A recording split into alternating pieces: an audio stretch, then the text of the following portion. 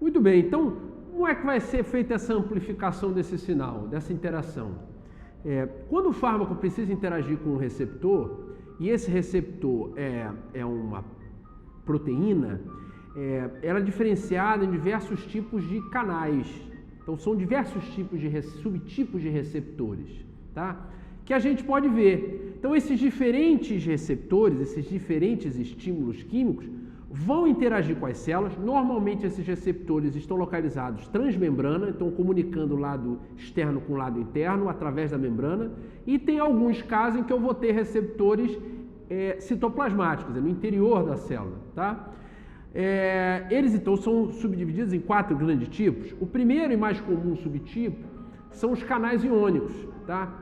Da fisiologia, vocês vão lembrar que existem 4 subtipos de canais iônicos. Tá? Os ligantes dependentes, voltagem dependente, os ativados por fosforilação interna e os que são dependentes de pressão, mecânicos, né? De pressão da membrana.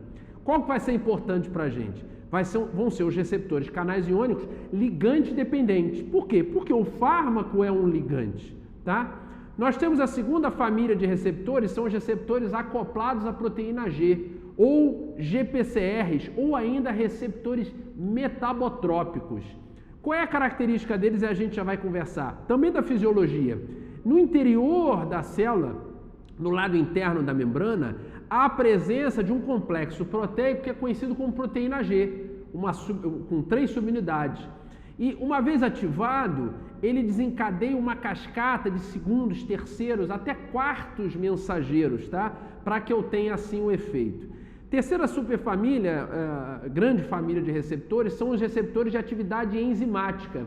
São os receptores que dependem, que têm domínios citoplasmáticos que vão sofrer o processo de fosforilação. Normalmente eles estão em monômeros, quando ativados formam dímeros e ocorre a fosforilação interna, que também vai levar a fosforilação de segundos mensageiros e desencadeando o processo de ativação com efeitos, né? Ativação de sinalização celular com efeitos. Por último, a quarta grande família são os receptores de hormônios, tá? Que são localizados dentro do citoplasma das células. Esses receptores, quando há ligação do ligante, eles vão migrar em direção ao núcleo da célula, se relacionando com os transportadores, né, locais específicos no núcleo de ligação e assim ativando cascata de transcrição, de transdução e de síntese proteica. Muito bem. O que muda nesse geralzão aqui? Como vocês podem ver, de novo, canal iônico, receptor metabotrópico, receptor de atividade enzimática, receptor citoplasmático. O que vocês estão vendo de diferença? É o mecanismo de sinalização, é o mecanismo que é responsável por essa amplificação do sinal, da mensagem que chega pelo fármaco.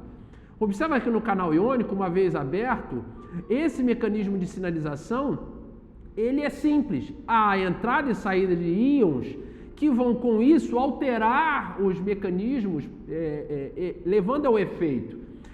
No caso de um receptor metabotrópico, observa que é muito mais complexo. Eu tenho ativação de proteína G, eu tenho síntese de segundo mensageiro ou inibição de segundo mensageiro, eu tenho ativação, fosforilação de terceiros mensageiros, de quartos mensageiros, até chegar ao efeito, é maior. Nos receptores de atividade enzimática, há uma cascata também, há uma fosforilação, formação de dímeros, uma atividade de fatores de transcrição que vão desencadear também com efeito. A mesma coisa vocês podem ver, também tem uma sinalização característica nos receptores citoplasmáticos, que também vai ser, quer dizer, então observa, cada subtipo de receptor vai ter, respectivamente, um tipo de sinalização e amplificação do sinal. Isso também vai dizer, especificamente, o tempo de início de ação. Quer dizer, os receptores iônicos, canais iônicos, a ação é rápida.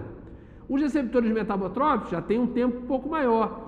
Os últimos, que são os citoplasmáticos, como dependem da penetração do fármaco pela célula, interação com a proteína lá, com o receptor, a migração para o núcleo, a ligação específica. Então demora de horas a dias para você começar a ter o efeito, tá? Dentro disso, vamos aos exemplos. Então, receptores ionotrópicos ou canais iônicos. Então, aí da fisiologia é muito simples. São canais iônicos dependentes de ligante, tá certo? Ou seja, eu preciso que a molécula do fármaco se ligue para que tenha a ativação do canal. E quando o fármaco se desliga, eu tenho o fechamento e o processo de inativação, às vezes de silenciamento desse canal. Muito bem. Exemplo, receptores nicotínicos. Vocês vão ver no próximo módulo, que é o módulo de colinérgico, quem estiver estudando esses módulos em sequência. Os receptores nicotínicos são um subtipo de receptor colinérgico, tá? Temos o muscarínico e o nicotínico. O nicotínico é o subtipo que é representado de canais iônicos, tá? O que é característico? ACH, que é a sigla de acetilcolina, o neurotransmissor, que é um neurotransmissor específico desses canais. Ele vai se ligar, a acetilcolina vai se ligar bilateralmente. Uma vez ligada, há uma mudança conformacional. Lembrem do início da aula que eu falei do Emil Fischer. Essa mudança de conformação permite a abertura do canal e a passagem de íons. No caso, é um canal iônico de sódio. Onde é que eu vou ver isso aqui? Na junção neuromuscular. Junção neuromuscular tem receptores nicotínicos específicos. Ou seja, entra sódio, permite a entrada de cálcio no músculo, a despolarização da célula muscular, entra cálcio e você tem a contração muscular. Tá certo? O lado de cá eu tenho um exemplo de um canal GABAérgico. O GABA é o principal neurotransmissor inibitório. Os canais GABAérgicos são canais iônicos de cloro, de cloreto. O cloreto, quando entra na célula, ele vai provocar a hiperpolarização celular. Então, um exemplo de fármacos que atuam em canais GABAérgicos, por exemplo, os benzodiazepínicos, os hipnóticos sedativos ansiolíticos. Eles vão abrir o canal GABAérgico e vão fazer com que tenha hiperpolarização neuronal central, que vai ser útil no tratamento de transtornos associados a processos de ansiedade. Então, essa é um mecanismo muito simples de compreensão. Um mecanismo um pouco mais complexo está relacionado aos receptores metabotrópicos. São os receptores acoplados à proteína G. Por quê? Porque aqui não é um canal, aqui é um complexo proteico transmembrana que no interior da célula encontra-se associado a uma proteína, um complexo de 3 subunidades proteicas que forma a proteína G. Então, subunidade alfa, subunidade beta, subunidade gama, a menorzinha. Esse complexo tem como precursor, principal subunidade, a subunidade alfa, a qual tem acoplado na sua estrutura, na forma inativa, uma molécula de GDP. Então, lembre-se, ATP era o quê? Tinha energia, trifosfato de adenosina. ADP, difosfato de adenosina, só tinham 2 moléculas de fosfato. Está inativo. É a mesma coisa aqui. Então, GDP está inativo. Quando é ativado, GTP. Quando é que essa molécula vai ser ativada? Quando eu tiver a ligação de um fármaco no receptor, o receptor, há uma mudança conformacional nesse conjunto, lembre-se do Emil Fischer, sempre. Essa mudança conformacional ativa o complexo proteico aqui do interior, a subunidade alfa ganha um fosfato, vira GTP, né? E agora ela, energizada, se separa da subunidade beta-gama. A subunidade alfa, com isso, ela separada no citoplasma, ela pode ativar uma proteína amplificadora, ela pode fosforilar ou ativar canais iônicos que estejam à distância expressos transmembrana. Então, por exemplo, pode ativar canais iônicos de potássio, sair potássio da célula. A subunidade beta-gama também tem sua capacidade de ativar, por exemplo, canais iônicos. Mesma coisa que a subunidade alfa. Mas quem dá a cara da proteína G é a subunidade alfa. Esses receptores são os receptores mais comuns que vocês vão estudar na farmacologia. Quando a gente estuda, a gente for ver o módulo de simpatomiméticos, né? Os análogos da adrenalina, ou mesmo bloqueadores adrenérgicos. Quando a gente estuda a farmacologia colinérgica com os agonistas muscarínicos, bloqueadores muscarínicos, a farmacologia dos opioides, tá? Receptores mu, delta, kappa, a farmacologia dos receptores dopaminérgicos, a mesma coisa, são receptores metabotrópicos. Então, tem ativação interação do fármaco com o receptor, mudança conformacional, ativação da proteína G, ela ganha um GTP, subunidade alfa se separa da beta-gama, principal, quem vai dar a cara da proteína G é a subunidade alfa, que a gente vai ver que tem subtipos, estimulatório e inibitório, tá certo? Mas e diferentes vias de sinalização. Mas esse transcurso é comum em todas. Subunidade alfa ativada por ganho do GTP, do fosfato, se separa da beta-gama. Subunidade alfa pode interagir com receptores canais iônicos, pode interagir com uma proteína amplificadora, uma enzima amplificadora, como a adenilato ciclase, a gente já vai conversar. E a subunidade beta-gama não tem função? Tem. Ela pode interagir com canais iônicos, por exemplo, canais iônicos de cálcio, abrindo canais iônicos de cálcio, por exemplo, ou de potássio. Então tem a sua função, tá certo? Como eu disse, então, vamos pegar um exemplo aqui, receptores beta-adrenérgicos, vocês vão estudar no módulo dos miméticos da adrenalina, né? Da adrenalina, noradrenalina. Então, os receptores beta-adrenérgicos, em essência, eles têm uma função, a proteína alfa deles é uma proteína alfa estimulatória. Mas eu chamo a atenção para vocês aqui num ponto que vocês não podem esquecer. Escrevam bem isso, tenham na cabeça, não decorem sinalização, porque por exemplo, vou explicar como. GS, então, eu tenho a ligação de um fármaco ao receptor. Mudança conformacional, ativei a proteína G, 3 subunidades. Ela é GS porque a subunidade alfa dá o nome. A subunidade alfa aqui é a subunidade alfa-S, S de estimulatória, tá certo? Subunidade alfa-S vai estimular uma enzima amplificadora. Quem é a enzima amplificadora dessa via? A adenilato ciclase. Uma vez ativada a adenilato ciclase, eu tenho o aumento da síntese de AMP cíclico, que é o segundo mensageiro. É o segundo mensageiro dessa via. A AMP cíclico vai aumentar a síntese e ativação de fosfoquinase A, que vai levar, que é o terceiro mensageiro, e vai levar a cascata a seguir adiante até eu ter um efeito. Entendo. Vamos ver o do outro lado, já para eu comentar de novo a subunidade alfa. Desse lado de cá, nós temos exemplo de receptores que atuam por GI. Tá? Por exemplo, muscarínico 2 atua por subunidade alfa-I. Subunidade alfa-I, GI, é inibitória. Inibitória por quê? Uma vez o fármaco ligado ao receptor, mudança conformacional desse receptor, essa subunidade alfa-I se separa de beta-gama por ganhar o GTP, inibe a atividade da enzima amplificadora, adenilato ciclase. Se eu inibir a atividade de amplificação, vou diminuir o segundo mensageiro, vou diminuir a ativação de pKa, vou diminuir a ativação da via. Agora eu vou chamar a atenção. Pedro, então é mole, é só eu decorar que GS estimula, GI inibe e pronto, acabou. Não, se você fizer isso, você vai errar. Não dá, porque nem todos os casos de GS estimulatória vai levar a ativação de proteína quinase A, com, por exemplo, aumento da entrada de cálcio na célula. Por exemplo, se você tiver um beta-2, que a gente vai estudar na aula de adrenérgico, no pulmão, isso vai depender do tecido, não decora. Você tem que entender. Você entendeu a logística? Bacana. Mas há exceções. Por exemplo, no pulmão, o receptor beta-2, ele é GS, mas ele não provoca constrição do vaso, ele provoca dilatação do vaso. Você vai dizer, pô, mas peraí, como assim? Porque a subunidade é GS, alfa-S, ativa a adenilato ciclase, AMP cíclico, pKa, só que inibe a entrada de cálcio para interagir. Então não tenho a interação actina-miosina, então eu faço broncodilatação. Se tu decorar que o GS sempre vai entrar cálcio na célula como consequência, por exemplo, tu vai errar. Você não vai entender, você vai falar, pô, Pedro, não estou entendendo. Não decora, entende a lógica do processo, não decora o processo. Vamos lá a outro exemplo. Então, GS estimulatória, GI inibitória.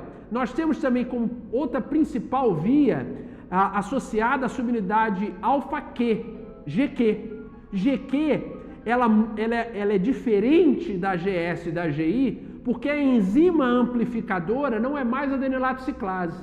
A enzima amplificadora, PLC-beta, fosfolipase C subtipo beta. É uma outra enzima amplificadora, tá certo? O que é que essa via vai ter de segundos mensageiros? É o AMP cíclico? Você está vendo AMP cíclico aqui? Não. O que você está vendo? Inositol 3-fosfato, diacilglicerol. Então, inositol 3-fosfato é uma via que, uma vez estimulada, há receptores dele no retículo sarcoplasmático. uma vez ligando-se à liberação de cálcio do retículo. Então essa é uma via que eu vou encontrar, por exemplo, em receptores alfa-1 adrenérgico nos vasos sanguíneos, onde eu vou provocar constrição, porque eu vou ter contração do músculo liso vascular, exatamente por essa via. E a via do diacilglicerol? O diacilglicerol, que é o outro segundo mensageiro daqui, ativa a fosfoquinase C, que, por exemplo, pode não só ativar a fosfoquinase C, mas pode ativar a fosfolipase A2, liberando o ácido araquidônico. Então, o diacilglicerol pode favorecer a síntese prostaglandina, prostanoide, tá certo? Então, é outra via. Então, as vias de sinalização mudam. O que não muda? A característica da estrutura do receptor. O receptor é o mesmo, as proteínas, enzimas amplificadoras são as mesmas, os segundos mensageiros são os mesmos, mas o que vai mudar? Vai mudar as vias de sinalização. Então, tu não pode decorar. Em geral, vou voltar, GS é estimulatório, GI é inibitório, GQ é estimulatório. Você vai dizer, mas só tem essas três? Não. Olha aqui, vocês podem ver que há diversos outros subtipos. Por exemplo, o subtipo alfa-Z, GZ, é inibitório da anenilatociclase. Aí você vai dizer, pô Pedro, mas como é que é o resumo da coisa? As células têm diferentes receptores com diferentes subunidades. Prepondera a resposta do maior número de receptores que está sendo ativado. Se numa célula tem GS, GI, GQ, GZ, quem é que tem maior número? GS. O fármaco, se ligar a GS, o efeito maior vai ser de GS naquela célula. Tá certo? Por isso que a seletividade do fármaco, a especificidade é importante, porque vai caracterizar a via de resposta. Numa mesma célula, uma via de resposta de sinalização vai gerar um efeito. Num outro tecido, numa outra célula, um receptor GS, uma estimulação tem uma outra sinalização, vai gerar um outro efeito. Então, se eu tenho um fármaco que é específico para atuar nesse tecido, eu vou ter um efeito. Se eu tenho um fármaco que não tem especificidade, eu vou ter ambos os efeitos, com graus variados de resposta real. Todo mundo sacou isso aí? Então, vamos embora. Vamos falar do terceiro subtipo, receptores de atividade enzimática. São conhecidos como receptores de tirosinoquinases. Você vai encontrar isso, por exemplo, quando a gente estudar o módulo de hipoglicemiantes, insulinoterapia, diabetes, porque os receptores de insulina têm essa característica aqui, ó.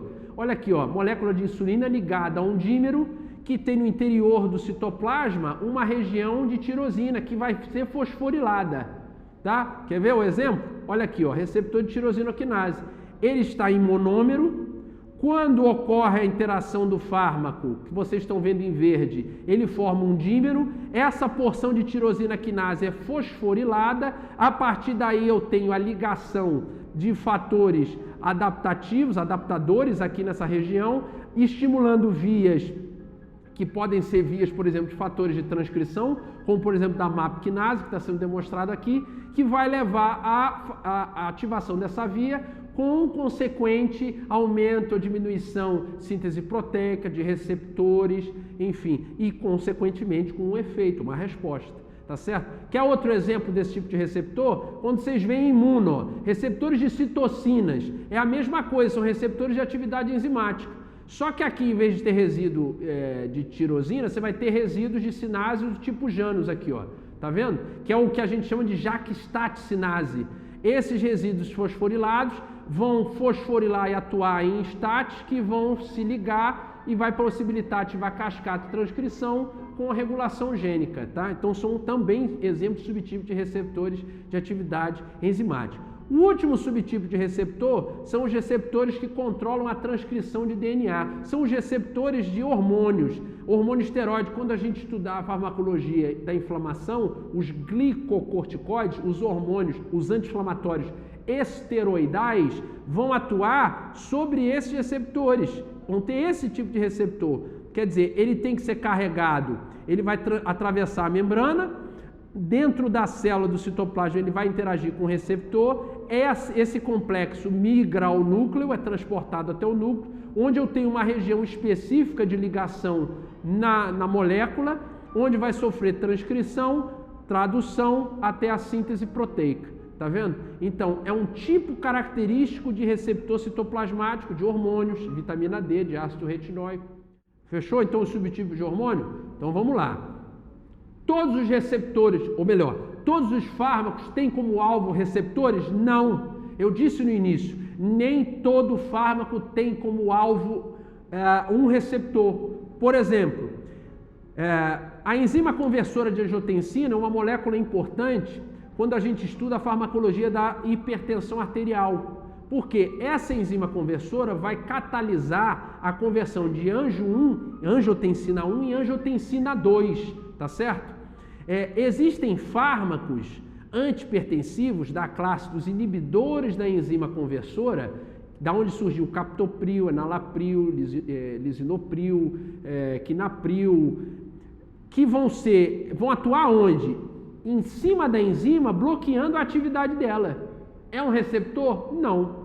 Outro exemplo, anti-inflamatórios não esteroidais, os AINES, aspirina, ibuprofeno, diclofenaco, dipirona, mesolida, ácido mefenâmico. Eles vão atuar como? Sobre um receptor? Não. Sobre ciclooxigenase 1 e 2, que é a enzima responsável por pegar o ácido araquidônico e converter em eicosanoides, síntese de prostaglandinas, que vai dar origem a citocinas, que vai desencadear as características do processo inflamatório, febre, dor, sensibilização de nossos receptores. Então, o que acontece? Os anti-inflamatórios não esteroides inibem a enzima.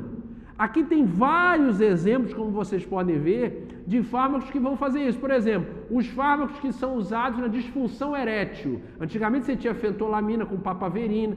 Hoje em dia, graças a Deus, você tem o sildenafila e os análogos. Então, Viagra, Cialis. O que esses fármacos fazem? Inibem o quê? Inibem uma molécula chamada fosfodiesterase. Quando eles inibem essa molécula, diminui cálcio na célula. Então, a célula relaxa. A célula da onde? Do músculo liso cavernoso, tá certo? Então eu tenho um aporte sanguíneo maior, consigo fazer ereção, tá? Então é importante para o tratamento da disfunção erétil. Então vocês podem ver, tem antibióticos, beta-lactâmico, vamos lá. O que são os beta-lactâmicos? A penicilinas, uma classe de antibióticos foi inibir a síntese de parede celular. As bactérias, com o passar do tempo, criaram uma enzima chamada beta-lactamase, que degrada a penicilina, porque a penicilina e os análogos têm o anel beta-lactâmico. Então, a beta-lactamase cliva esse anel. O que foi feito? A indústria farmacêutica produz o ácido clavulânico, ou clavulin, ou clavulanato. Vocês podem ver muitas vezes a amoxicilina com clavulanato, ou clavulin. O que é isso? Essa molécula inibe a beta-lactamase, que diminui a degradação do antibiótico. Consequentemente, eu tenho mais antibiótico para fazer efeito. Então, tá vendo? Isso aqui é um exemplo que a gente vai ver no final, de sinergismo. Eu já vou voltar nisso aqui. Mas vejam, há vários antivirais, antirretrovirais, diminui lovastatina, simvastatina, diminui a síntese de colesterol endógeno, vão atuar sobre uma enzima da cascata de síntese do colesterol. Então, tá vendo? Não é sempre. Por exemplo, não tem aqui, mas olha, heparina, um anticoagulante. Heparina não vai atuar sobre uma enzima, vai atuar sobre moléculas responsáveis pela cascata de coagulação. Então vejam, assim como outras moléculas que vão atuar sobre a coagulação, a cascata de coagulação, não é um receptor, tá certo? Então vamos lá.